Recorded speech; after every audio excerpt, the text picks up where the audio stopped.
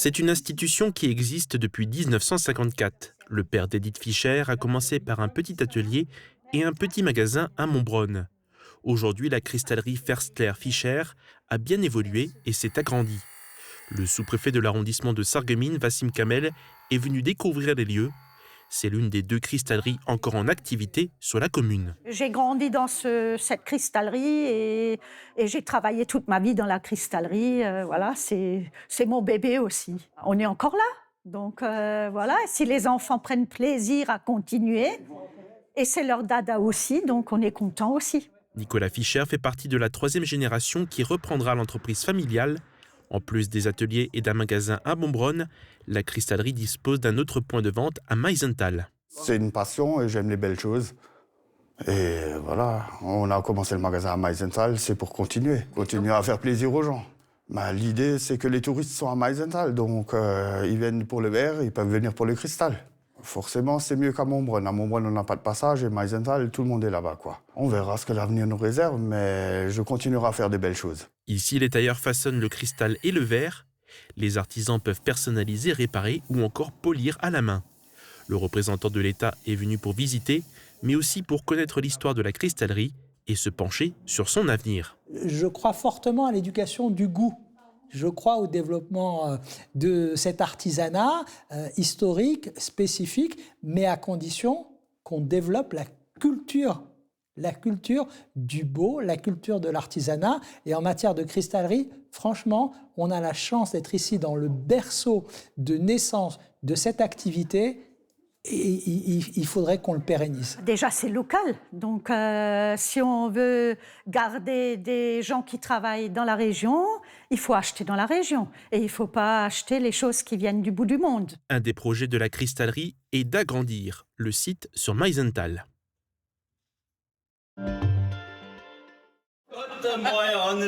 C'est un carton plein cette saison pour le Es Fresche Theater. 2 pièces de théâtre en plate sont présentées. La première, So was früher, par la troupe des jeunes. Géographie. Der Leitzierschel. Jetzt wird konjugiert. Ich bin schön. Suivi par Dar Schade, par la troupe des adultes du Es Fresche Theater de Sirstal-Lambach. Und jetzt geht's Bellgehe Ina wie unsere Nefertiti gemacht.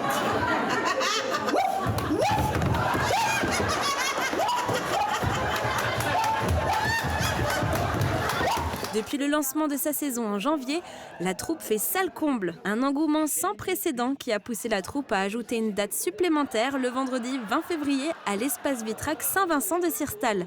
La dernière représentation de la saison sera jouée le samedi 21 février à la Boîte Noire de Meisenthal.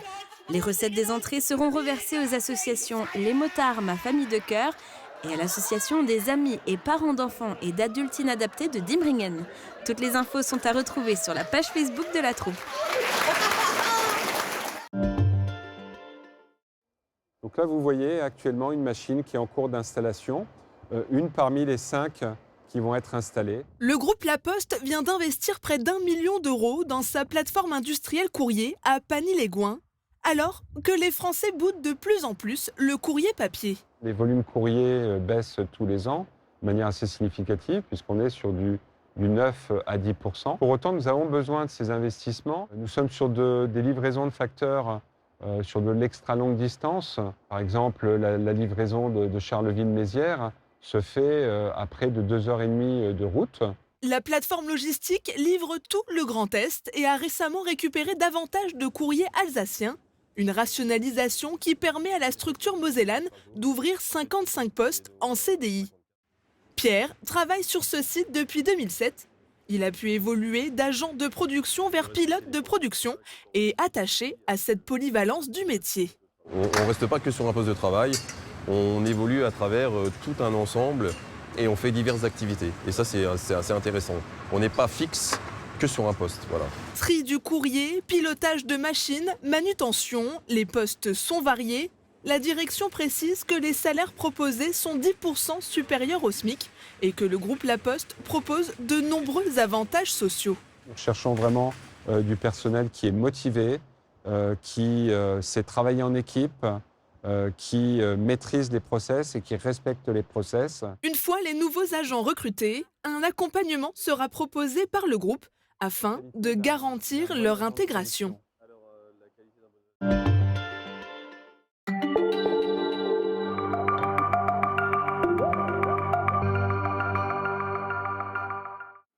Bonjour à toutes et à tous, avis aux nostalgiques mais aussi aux plus jeunes curieux de découvrir les consoles cultes d'hier.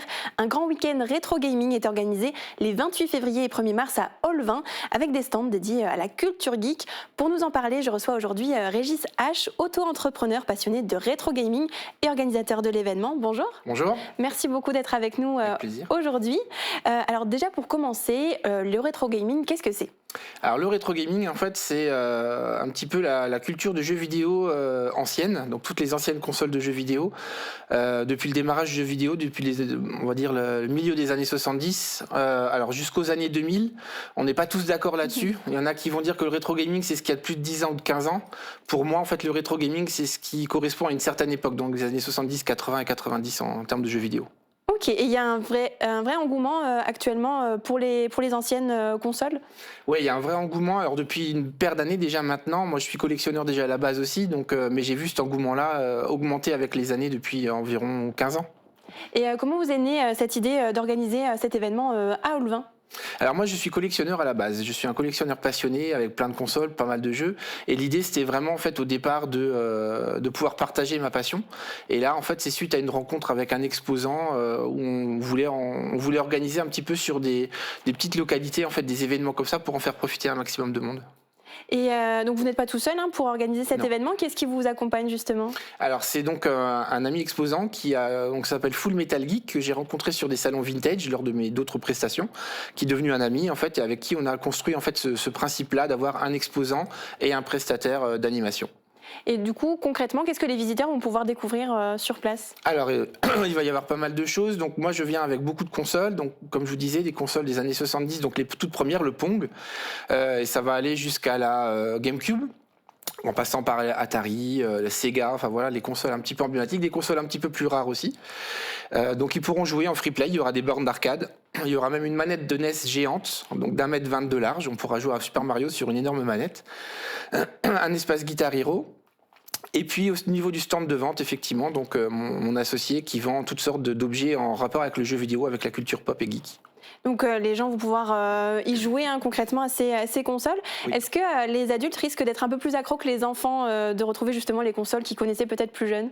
Alors je ne sais pas si c'est plus accro, mais en tout cas effectivement il y a souvent cette petite nostalgie en fait de dire ah bah celle-là je l'avais quand j'étais jeune, ça me rappelle trop de souvenirs, donc ça c'est vraiment super chouette. Et puis souvent quand on voit des parents arriver en fait avec les enfants, c'est bah regarde je te montre avec quoi je jouais moi quand j'avais ton âge. Donc il y a cet échange là aussi qui est vraiment super chouette en fait. Donc il y a les anciens qui redécouvrent et puis les plus jeunes qui découvrent et qui aiment bien en plus beaucoup.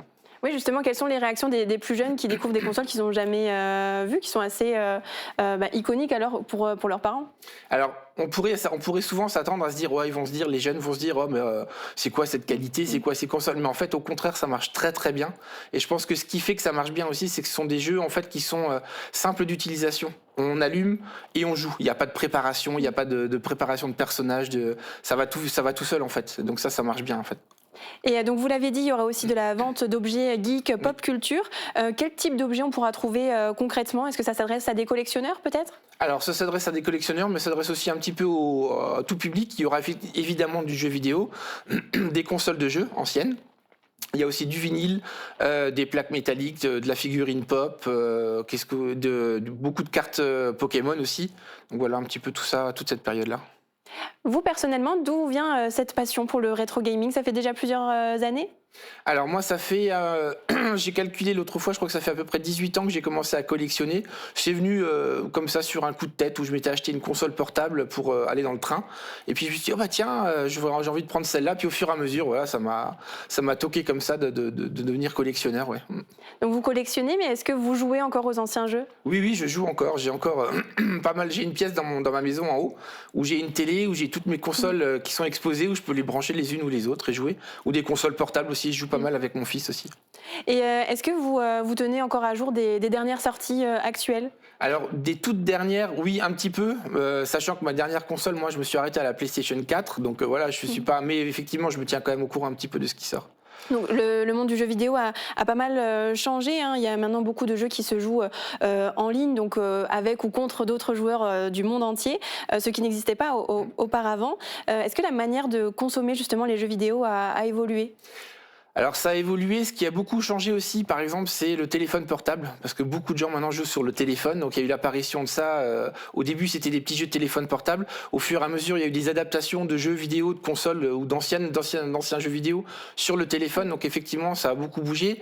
La dématérialisation aussi, ça a beaucoup fait évoluer le jeu vidéo, mais maintenant, on revient aussi quand même pas mal au matériel, parce qu'on s'est aussi vite rendu compte que ce qu'on achète en fait en dématérialisé, ça nous appartient pas vraiment. Si la console est fichue, on a tout perdu, alors que une cartouche ou même un CD ou un DVD, on l'a toujours. Donc il y a des choses, on revient un petit peu en arrière. En tout cas, les consommateurs de jeux vidéo reviennent, j'ai l'impression, un petit peu en arrière sur certaines choses. Ouais. Il y a aussi le coût du jeu vidéo qui a nettement augmenté, même depuis les années 90-2000. Est-ce que ça impacte justement la manière de consommer ? Parce que ça peut être un réel investissement maintenant pour certains. Alors c'est un réel investissement. On voit avec les toutes dernières générations que les consoles sont de plus en plus chères, que les jeux même sont de plus en plus chers. Alors il y a toujours l'achat-revente. Qui permet aussi aux personnes qui ont moins de revenus de pouvoir un petit peu avoir des nouveaux jeux. C'est ce que je disais d'ailleurs par rapport à la dématérialisation, c'est que quand on a un jeu dématérialisé, on ne peut pas le revendre. Alors que quand on l'achète, on peut l'acheter, on joue, on termine le jeu, et puis souvent les gens le revendent pour pouvoir en acheter un autre. Donc il y a cette partie-là, ouais. Est-ce qu'on peut donner aux téléspectateurs les infos pratiques sur l'événement qui aura lieu à Aulvin ? Donc rappeler un petit peu ça aura lieu quand, les horaires, etc. Alors donc ça aura lieu donc le samedi 28 février et le dimanche 1er mars, donc à la salle communale de Aulvin. Le samedi ça se déroule de 10h à 18h et le dimanche de 10h à 17h. Et est-ce que vous aimeriez réitérer cet événement dans notre secteur ? Alors moi j'aimerais beaucoup parce que c'est pas le premier que j'organise, mais je fais un petit peu toute la France. J'en fais pas beaucoup chez nous là en Moselle, donc oui effectivement j'aimerais bien pouvoir faire un petit peu ailleurs. Donc avis aux amateurs. D'ailleurs j'ai peut-être un projet avec une association de moto de Forbach pour la fin de l'année. Sinon le message est passé pour les intéressés. Je pense que c'est toujours des événements qui amènent du monde. Dernière question, peut-être la plus difficile pour vous de l'interview. Si vous deviez choisir un seul jeu culte à faire découvrir à quelqu'un qui ne s'y connaît pas, par exemple moi, qui m'y connaît pas du tout en jeu vidéo, ce serait lequel ? C'est très très difficile comme question, il y a beaucoup de jeux, sachant que je suis dans le rétro gaming et que je suis vraiment aussi dans les consoles un peu anciennes, je dirais que pour quelqu'un qui n'y connaît rien du tout, le jeu qui fonctionne toujours bien c'est Pac-Man en fait. Ok, je viendrai découvrir ça. Merci beaucoup Régis H d'avoir été avec nous. Je vous souhaite un bel événement, donc le week-end prochain à Aulvin. Merci beaucoup. Et très bonne journée à tous. Radio Studio 1, 105.8, la radio qui pulse entre Beach et Sarreguemines. De la pop, du rock, des années 80 et une équipe qui vit la musique à fond. Radio Studio 1. Super Urorbach vous accompagne au quotidien et par tous les temps. Il fait trop froid pour sortir faire les courses ? N'hésitez plus, commandez en ligne, on s'occupe de la préparation. Drive ou livraison, disponible en toute saison. La météo avec U, commerçant autrement. Bonjour tout le monde, pour demain le ciel sera encore couvert et des averses localisées sont attendues toute la journée. Côté température, les minimales iront de 4 à 6 degrés et les maximales de 10 à 12 degrés. Demain nous fêtons les Damiens et il fera jour de 7h32 à 18h04. Nous gagnerons 3 minutes de soleil. Passez tous encore une belle journée et un excellent week-end.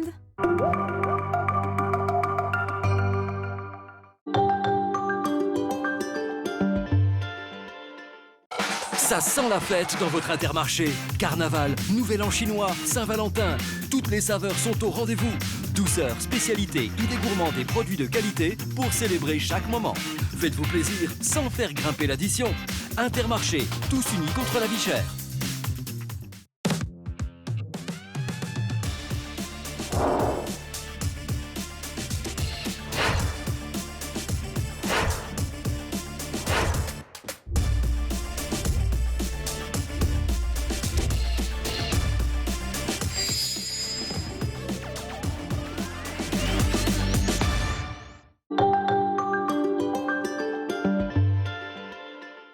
Un nouveau numéro d'En Immersion vous attend cette semaine. Je suis allée dans les coulisses de la cristallerie Schwalbe à Sarreguemines.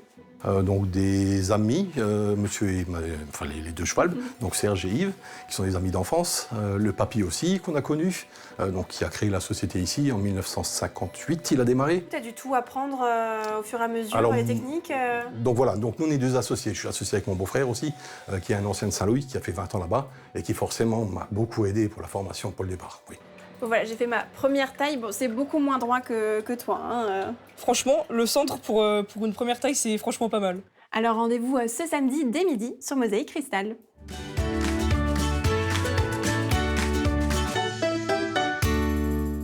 L'énergie est un indispensable de notre quotidien pour se chauffer, faire tourner nos usines, pour alimenter nos appareils du quotidien.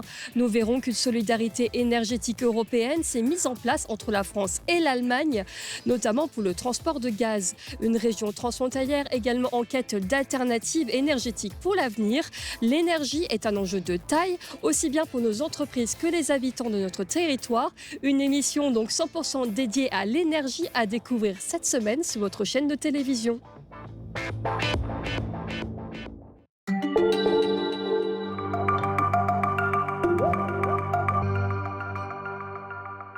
Bienvenue dans l'Info Expresso. On va revenir ensemble sur les reportages de la semaine en vous dévoilant des coulisses de tournage.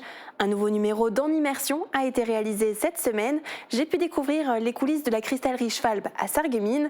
Vous allez pouvoir me voir réaliser un sablage et une taille dans un verre. Avec Thibaut Desmerlet qui est derrière la caméra, nous avons été très bien accueillis sur place par toute l'équipe. On a d'abord découvert leurs différents produits avant d'aller dans les ateliers.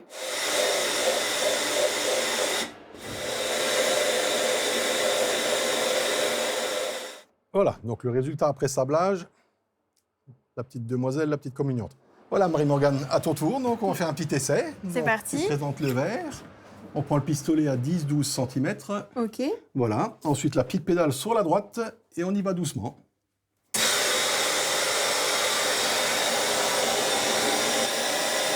Ne manquez pas cette émission qui sera diffusée demain dès midi. L'interview à voir ou à revoir cette semaine, c'est celle de l'association Winter Memory à Anchambert. Guillaume Dumonteil et Thibaut Desmerlet sont allés à la rencontre de passionnés d'histoire et d'objets militaires qui présentent leur collection privée dans un petit musée. Enfin, petit musée, c'est ce que pensait découvrir notre équipe. En réalité, nos journalistes ont été très surpris en arrivant sur place de la quantité de pièces présentées. Une véritable mine d'or historique. C'était la première fois que Mosaïque Cristal poussait les portes pour visiter cette maison et je peux vous dire qu'on va y retourner, d'autant que de nouvelles pièces y seront créées prochainement. Et comment vous avez rassemblé tous ces documents ? Donc c'est énormément de travail d'archives et après de recherche via Internet et aussi quelques courriers que les familles nous amènent de leur père ou grand-père. Qu'est-ce que vous avez voulu montrer dans cette pièce ? Donc là, ça va être vraiment sur l'unité, donc qui était dans le village. Donc on va essayer de l'inculquer aux enfants, donc quand ils viennent faire des visites. Retrouvez ce numéro spécial de Place des Arts, exceptionnellement délocalisé, en replay sur notre site internet. Et c'est le moment pour vous de tenter de remporter un ticket pour les Cinéma Forum de Sarreguemines en répondant à cette question. Quelle cristallerie vous pourrez découvrir dans notre prochaine émission En Immersion ? Donnez-nous votre réponse dans les commentaires sous cette publication sur Facebook. Bonne chance à tous et à la semaine prochaine.